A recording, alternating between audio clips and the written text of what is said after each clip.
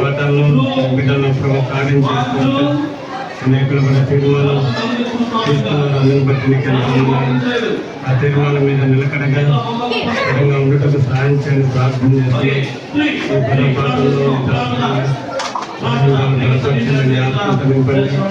అభిషేకించండి, వాడుకోండి,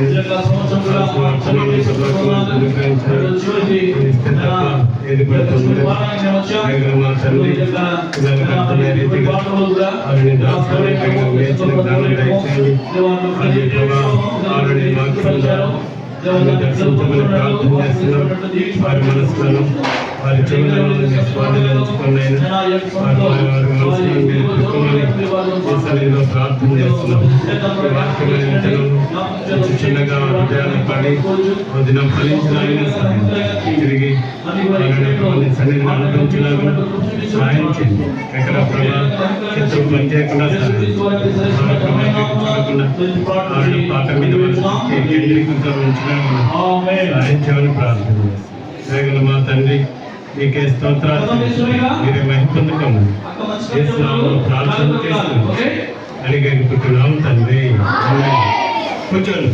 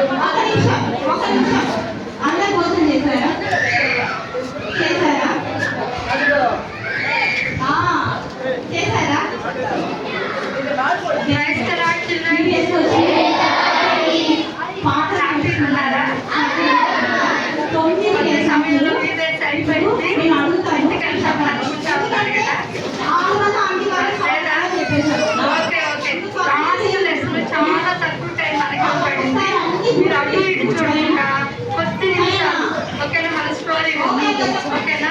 సరే, ఫస్ట్ మిమ్మల్ని ఒక ప్రశ్న అడుగుతా. ఈ వీక్నెస్ లెసన్ అన్నింటిలో ఫస్ట్ లెసన్ పేరేంటి? దేవుడు మరియు మనుషుని చేయటం, ప్రపంచము మరియు మానవుని సృష్టి. Very good. Okay, morning lesson ఏం చెప్తారా? మార్నింగ్ లెసన్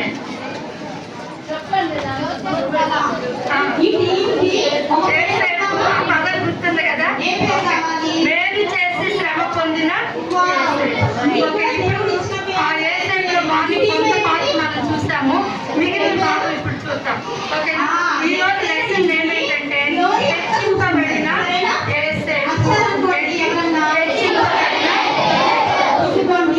మార్నింగ్ అన్ని జరిగినప్పుడు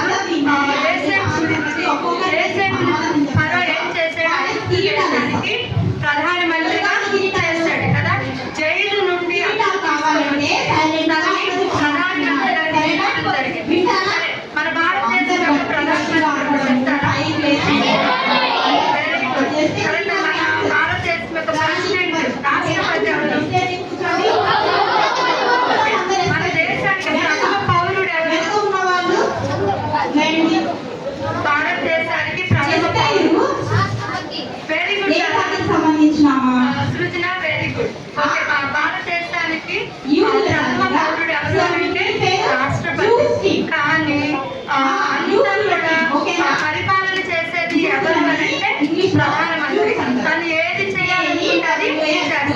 అట్లనే ఇప్పుడు తను ఏం చేశాడంటే ఐగుప్తు దేశానికి తను రాజుగా ఉన్నప్పటికీ ఐగుప్తు దేశంలో ఏసేపు యొక్క సెలవు లేనిదే ఎవరు కూడా ఆలయంలో చేయలేదని ఎత్తకూడదు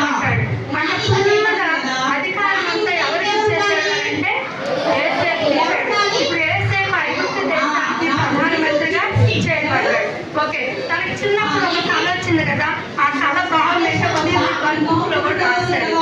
ఆ కథ బాగుంది చెప్తారు ఎవరైనా? వెనకాల ఉండేవాళ్ళు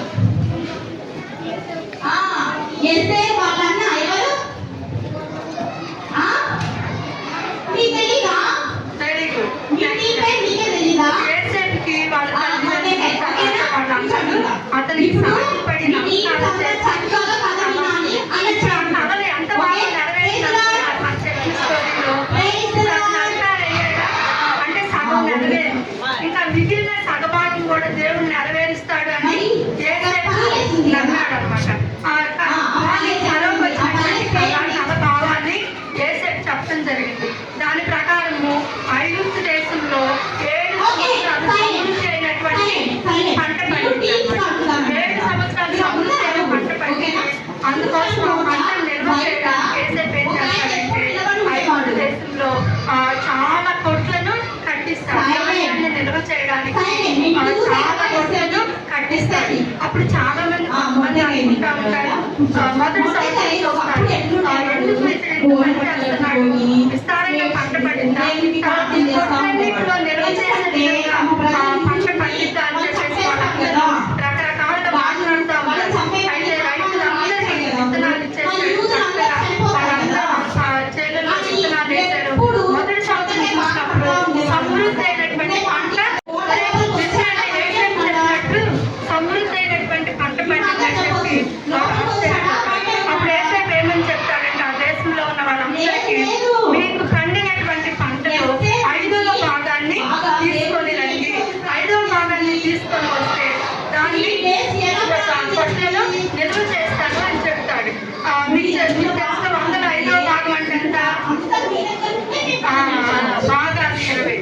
ఓకే, తర్వాత మనకి శాతాలు లేదు, భాగాలు లేదు.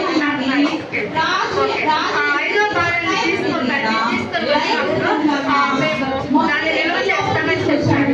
నిల్వ చేస్తానని చెప్పినప్పుడు ఏం చేస్తాడంటే వాడు పండినటువంటి పంటలో 5వ భాగాన్ని తీసుకొని వచ్చినప్పుడు దాన్ని కొట్టులో నిల్వ చేస్తాడు.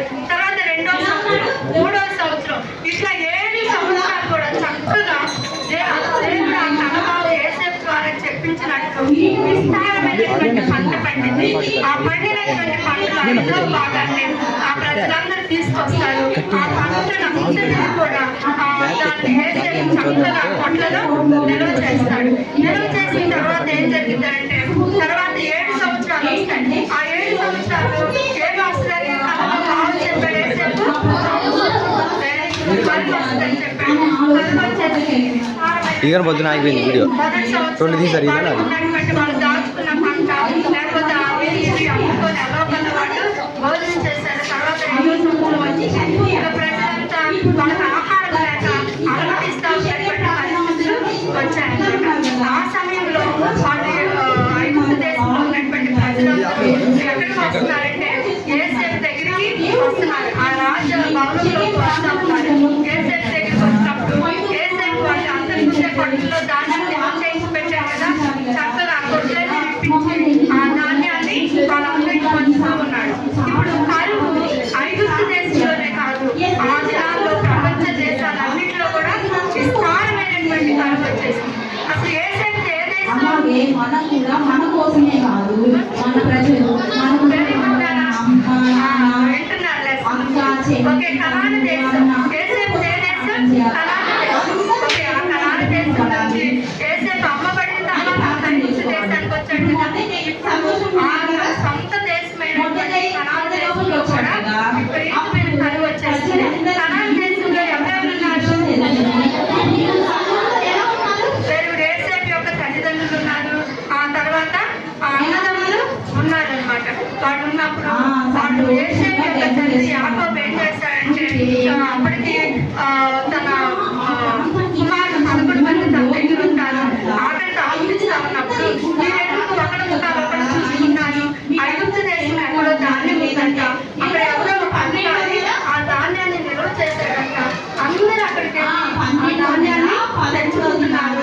మీరు కూడా అక్కడికి వెళ్ళి మన కోసం ధాన్యాన్ని మన ఆకలి తీర్చుకుందామని చెప్పి యాకోబు తన 11 మంది కుమారులకి చెప్తాడనమాట. చెప్పి ఏం చేస్తాడంటే తన 11వ కుమారుడు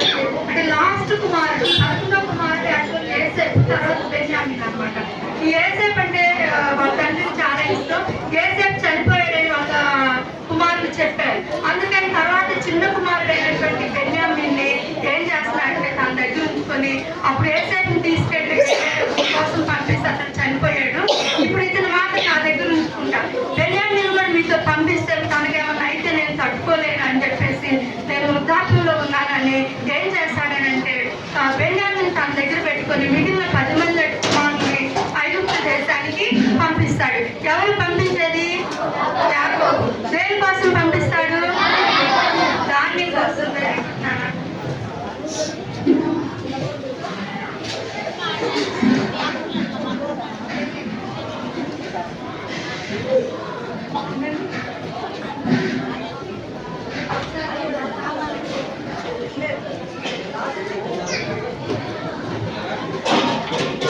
ఒకసారి డయాగ్రామ్ చూడండి. ఆ 10 మంది అన్నలు పక్కన ఉన్న అతను రాజు, తర్వాత పక్కన యోసేపు అన్నమాట. యోసేపు నిలబడ్డాడు. ఇప్పుడు ఆ 10 మంది అన్నలు కనాను దేశం నుంచి బయలుదేరి చాలా కష్టపడి ఎక్కడికి వచ్చారంటే ఐగుప్తు దేశానికి వచ్చారు. ఐగుప్తు దేశానికి వచ్చినప్పుడు అక్కడ ఉన్నటువంటి ఫరో రాజు ఉన్నాడు, తర్వాత యోసేపు కూడా పక్కన ఉన్నాడు అనమాట.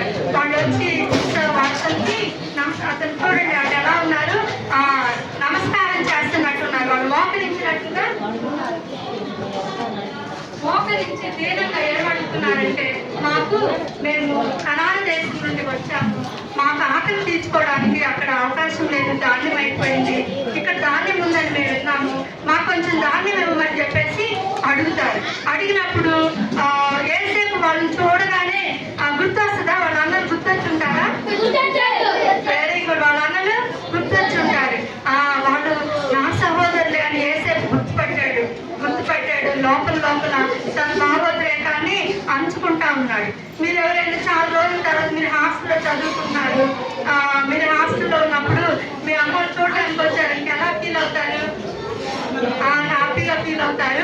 కొంతమంది హాస్టల్ అలవాటు లేని వాళ్ళు ఒక్కసారి ఒక నెల రోజులు ఆడుంటే మమ్మీ డాడీ రాగానే పరిగెత్తుకుంటూ వచ్చి కౌగిలించుకుంటారు, ఏడుస్తారు కూడా కదా, అట్లా చేస్తారు. అయితే ఇప్పుడు దాదాపు అప్పటికి యోసేపుకి వాళ్ళ ఇంటి నుంచి బయలుదేరి ఇప్పుడు ఎంత గ్యాప్ వచ్చిందంటే దాదాపు 20 సంవత్సరాల సమయం పట్టింది. 20 సంవత్సరాలు వాళ్ళ తండ్రి ఎలా ఉన్నాడో తెలియదు, వాళ్ళ అన్నదమ్ములు ఎలా ఉన్నారో తెలియదు, ఆ సమాచారం యోసేపుకి ఏమీ తెలియదు. ఒక్కసారిగా వాళ్ళని చూడగానే లోపల ఆనందంతో కూడినటువంటి దుఃఖం కూడా యోసేపుకి వస్తా ఉంది. కానీ తన మనసులో ఏమనుకున్నాడంటే, యోసేపు వాళ్ళు మా జీవితంలో మేము తప్పు చేసామని వాళ్ళు పశ్చాత్తాపడ్డారో లేదో, వాళ్ళు తెలుసుకున్నారో, వాళ్ళు మేము చేసింది తప్పు అని తెలుసుకున్నారో లేదో అని పరీక్షించడానికి కొద్ది సమయం వాళ్ళతో చాలా గట్టిగా మాట్లాడతాడు. లోపల మాత్రం ప్రేమ ఉంది, ఆనందంతో కూడినటువంటి దుఃఖం ఉంది, కానీ పైకి మాత్రం కొంచెం కఠినంగా మాట్లాడతాడు. ఏమనంటే, మీరు వేగుల వారు, మీరు క్రొత్త వారిగా ఈ దేశానికి వచ్చినట్టున్నారు. వేగుల వారంటే రహస్యంగా సమాచారాన్ని సేకరించేవాడు అనమాట. అట్లా మీరు రహస్యంగా మా దేశానికి వచ్చినట్టున్నారు. మీరు నిజంగా చెప్పండి, మీరు దాని కోసమే వచ్చారా, లేకపోతే మీరు ఏంటి, మీ సంగతి ఏంటి అని చెప్పేసి కొంచెం కఠినంగా మాట్లాడినప్పుడు వీళ్ళు భయపడిపోతారు.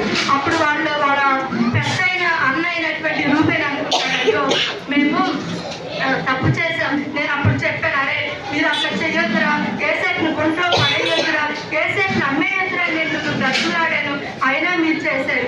చూడండి ఆ బాధ మనం ఇప్పుడు అనుభవిస్తూ ఉన్నామని రూబేన్కి వాళ్ళు ఆ విషయాలన్నీ ఒకసారి గుర్తు చేస్తాడు.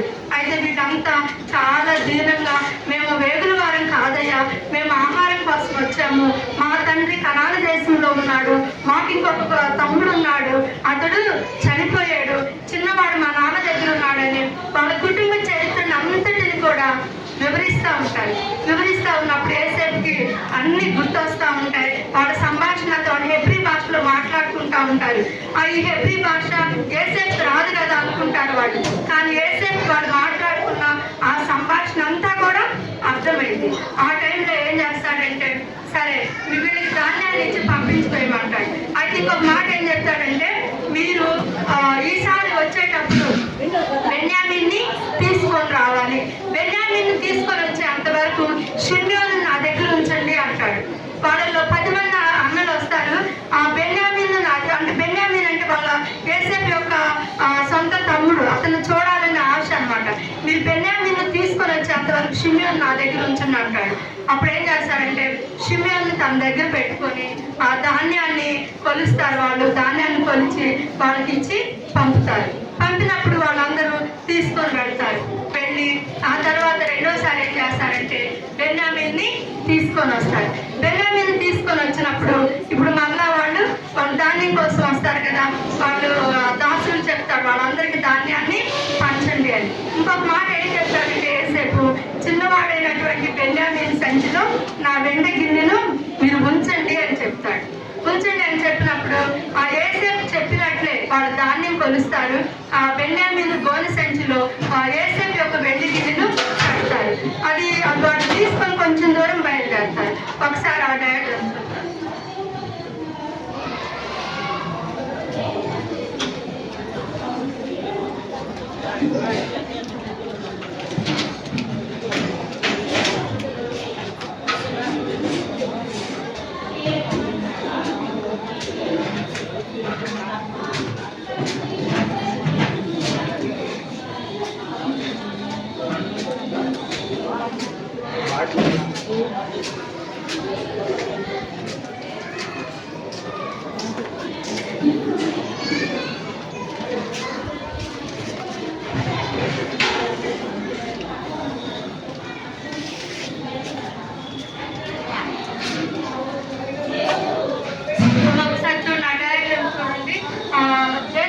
దాసులు వాళ్ళకి ధాన్యాన్ని గోనె సంచుల్లో కొలుస్తూ ఉంటారు. ఇక్కడ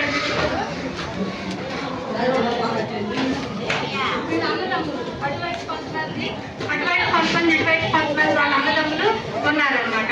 వాళ్ళు ఏం చేస్తారంటే ఆ గోనె సంచిలో వెండి గిన్నె ఉంచుతారు. వాళ్ళందరూ కూడా ధాన్యాన్ని పంచినటువంటి సంచి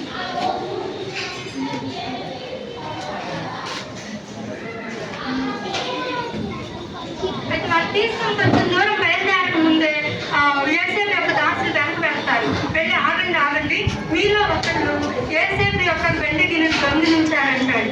అనగానే ఆ మాట వినగానే వాళ్ళు భయం వేస్తుంది.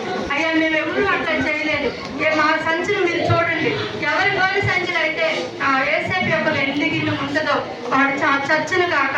తర్వాత ఏమంటారంటే మేము అతనికి దాసులుగా ఉంటాం, ఎవరి గిన్నెలో అయితే ఎవరి సంచులు అయితే ఆ గిన్నె ఉంటుందో వాడు యేసేపు దాసులుగా ఉంటారని చెప్పి ఆ విషయాన్ని చెప్తారు. చెప్పగానే చక్కగా వాళ్ళు ఒకరి తర్వాత ఒకరి గోనె సంచి తర్వాత ఒకటి చెక్ చేస్తారు.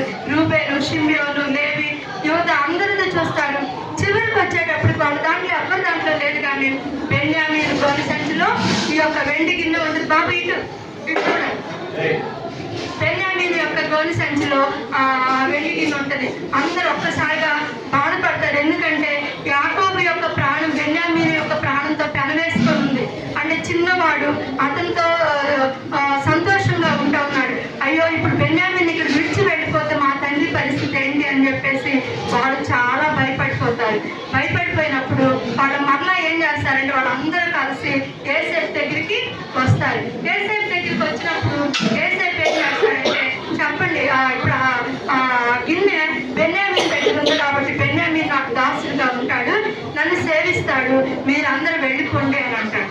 వెళ్ళిపోండి అని అన్నప్పుడు అప్పుడు ఏం చేస్తాడంటే యూదా ఆ విషయాన్ని చాలా దీనంగా బ్రతిమలాడతాడు. ఏమని, అయ్యా విషయాన్ని అంతా చెప్తూ మా తండ్రి అయినటువంటి యాకోబు యొక్క ప్రాణం బెన్యామీన్ ప్రాణంతో పెనవేసుకొని ఉంది, అతని బదులు నేనుంటాను, ఏంటంటే మీరు బెన్యామీన్ పంపించండి అని చెప్పేసి చాలా దీనంగా అడుగుతాడు.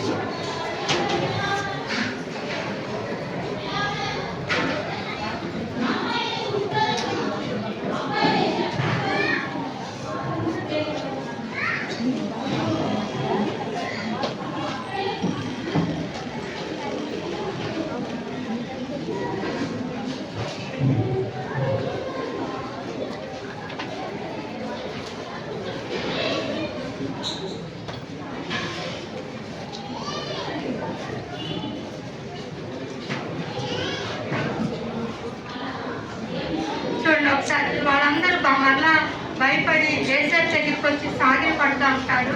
ఆ టైంలో యూదా చాలా దీనంగా నమ్రతతో అయ్యా బెన్యామీన్ పంపించండి నేనుంటానని చెప్పేసి చాలా దీనంగా అడుగుతాడు. ఇంకా అప్పుడు యేసేపు తట్టుకోలేకపోతాడు. మొదటి నుంచి చాలా వాళ్ళని చూడగానే చాలా బాధ తనకు వచ్చేసింది, కానీ దాన్ని ఆపుకున్నాడు. ఇక అప్పుడు ఆపుకోలేక పక్కకు పోయి ఏడ్చుకున్నాడు. ఆ తర్వాత బెన్యామీన్ మీద పడి దగ్గరగా ఏడుస్తాడు అన్నమాట. బెన్యామీను మీద పడి బిగ్గరగా ఏడుస్తాడు. ఏడ్చి వాళ్ళకి చెప్తాడు, నేనే మీరు చిన్నప్పుడు అమ్మి వేసినటువంటి యోసేపును, నేనే, నా తండ్రి ఇంకా బ్రతికి ఉన్నాడా. ఆ విషయాలన్నీ కూడా యోసేపు వాళ్ళని అడిగి వాళ్ళ సమాచారాన్ని తెలుసుకుంటాడు.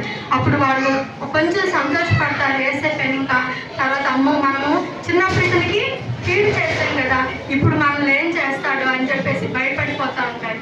మీరేమి భయపడొద్దు అని వాళ్ళతో చక్కగా ప్రీతిగా మాట్లాడతాడు. మొదట ఎలా మాట్లాడాడు?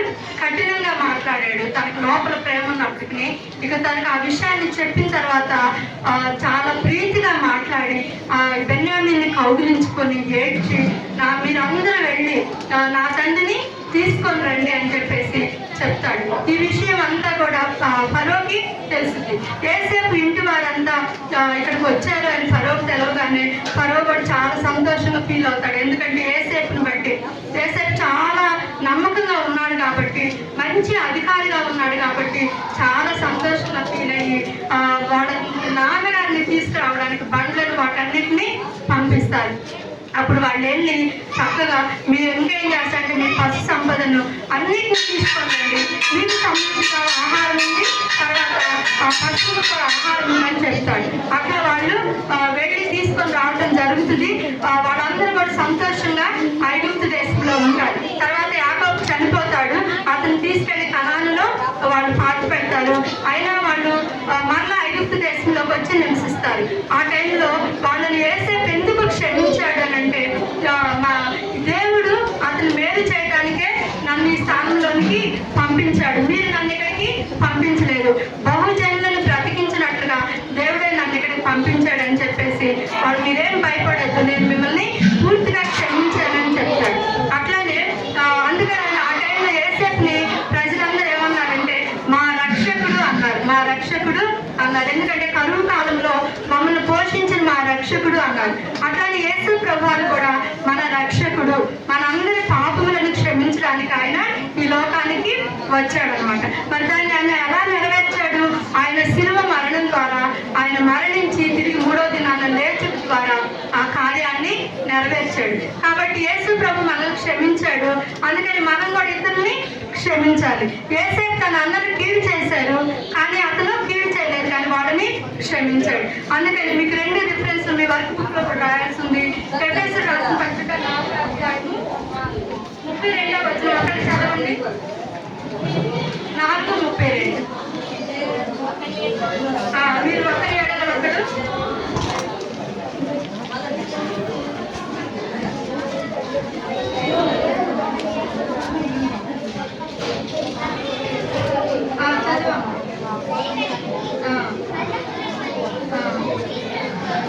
క్రీస్తును క్షమించిన ప్రకారం మీరు ఒకరినొకరు క్షమించాలి.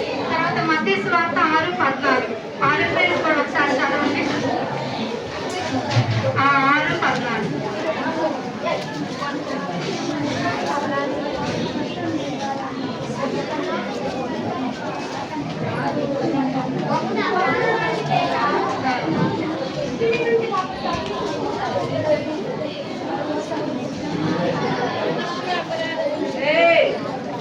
మత్తయి సువార్త 6:14 వచ్చింది.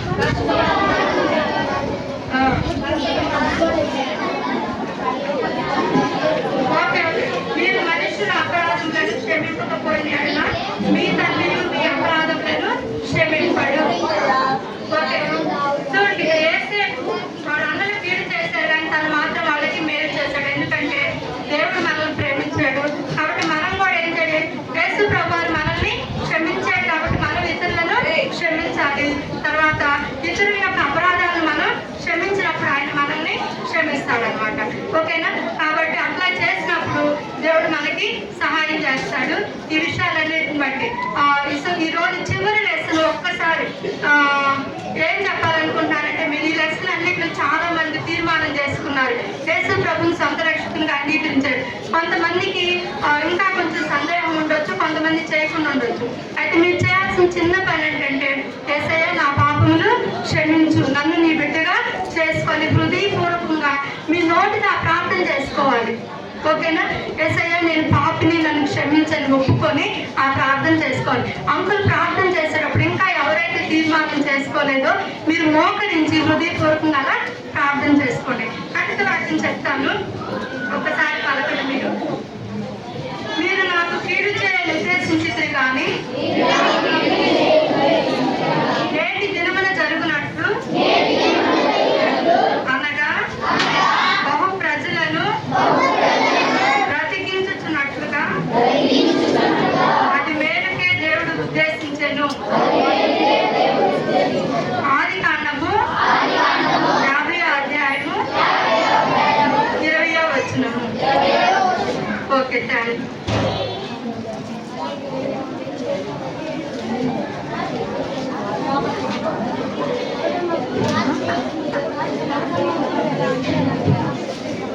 ప్రార్థన చేస్తున్నాం. చివరి లెసన్ విన్నారు, మాట్లాడకూడదు. యోసేపు ఐగుప్తులో ప్రధానమంత్రిగా ఉన్నాడు. అనేకులను బ్రతికించినట్లుగా యోసేపుని ఏం చేశాడు దేవుడు? ఐగుప్తులో ప్రధానమంత్రిగా ఉంచాడు. మరి నీ గ్రామంలో ఉన్న వారందరూ బ్రతికించినట్లుగా నిన్ను ఉంచాడు. మళ్ళీ నీ ద్వారా అందరూ బ్రతుకుతున్నారా? మాట్లాడకూడదు. నీ ద్వారా కూడా అందరూ ఏం చేయాలి? బ్రతకాలి. దేవుని యొక్క ఉద్దేశం అది. అందుకని దేవుడి యొక్క వీవేసుకుని నడిపించాడు. ఈ చివరి పాఠంలో నీకు వినిపించాడు. యోసేపు ద్వారా అనేకులు బ్రతికారు. ఎందుకు? ఐగుప్తులో ధాన్యం ఉంది. యోసేపు దగ్గర ఏముంది? ధాన్యం ఉంది. ధాన్యం అంటే అర్థం ఏంటి? ఆహారము. ఆహారం అంటే దేవుని వాక్యం. ఈ వాక్యం అనేకులు ఏం చేస్తుంది? ఏం చేస్తుంది? ఏం చేస్తుంది? వాక్యం బ్రతికిస్తుంది. ఏమిస్తుంది? ఓకే. కనుక నీ ద్వారా అనేకులు బ్రతకాలని. అయితే ఇక్కడ నువ్వేం చేయాలి? ఒక తీర్మానం చేసుకోవాలి. యేసు ప్రభువా, నా ద్వారా నా గ్రామస్తులు అందరూ కూడా బ్రతకాలి. అందుకని వీడియోస్ తీసుకొచ్చావు. అయితే నీ ద్వారా బ్రతకాలంటే నువ్వేం పొందాలి? మారుమనసు పొందాలి, రక్షణ పొందాలి.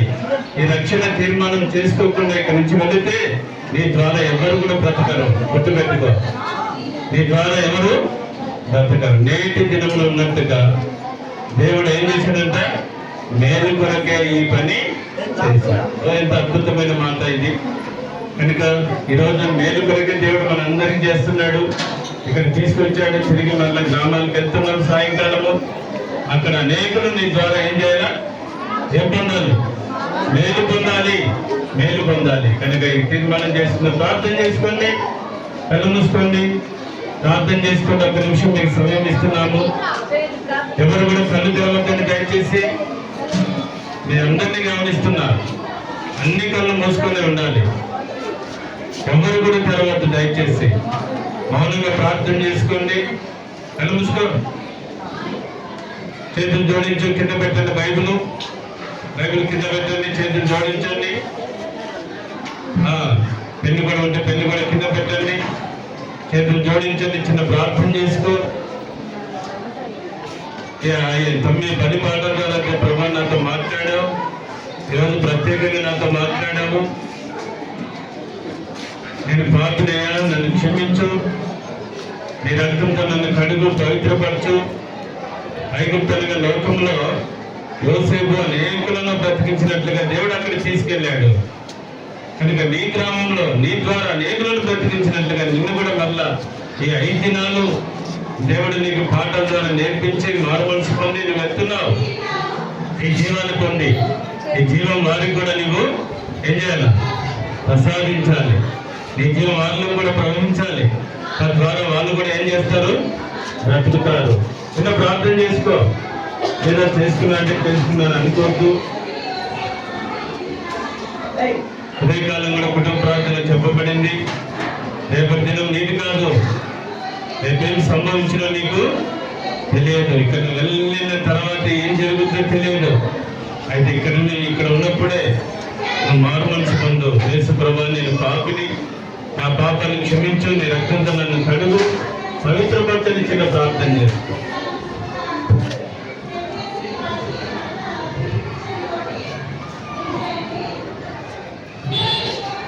ప్రభా నువ్వు ప్రార్థన చేస్తుంటే నీ చేతి చూపించండి, కుడి చేతి చూపించండి. నిజంగా పైకెత్తి చూపించాలా, పైకెత్తాలి. సరే, మీరు వాళ్ళు గుర్తుపెట్టుకోండి. మీ గ్రూప్ టీచర్స్ వారితో మళ్ళీ వ్యక్తిగతంగా మాట్లాడండి.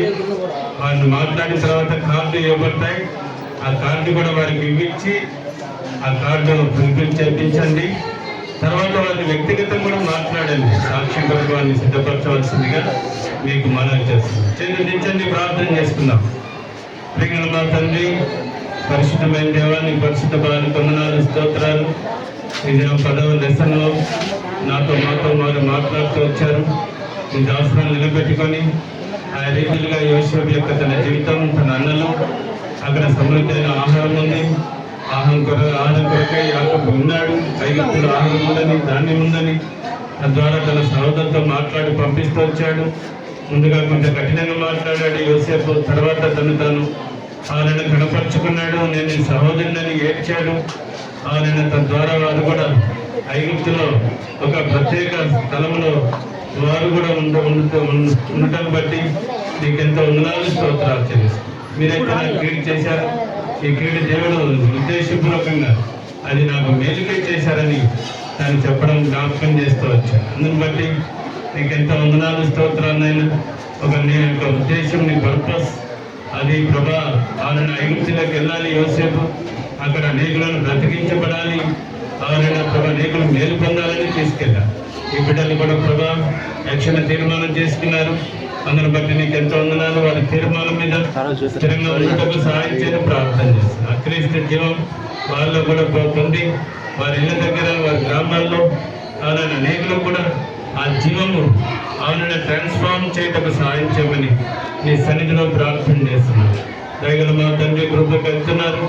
ఆయన గ్రూప్లో కూడా టీచర్స్ వారితో వ్యక్తిగతంగా మాట్లాడి ఆయన నాలుగు ప్రభా ఆయన సాక్ష్యాలు కూడా సిద్ధపరచడానికి సహాయం చేయమని యేసు నామములో ప్రార్థించి అడిగేడుకుంటున్నాం తండ్రి. మీ గ్రూప్లోకి వెళ్ళండి.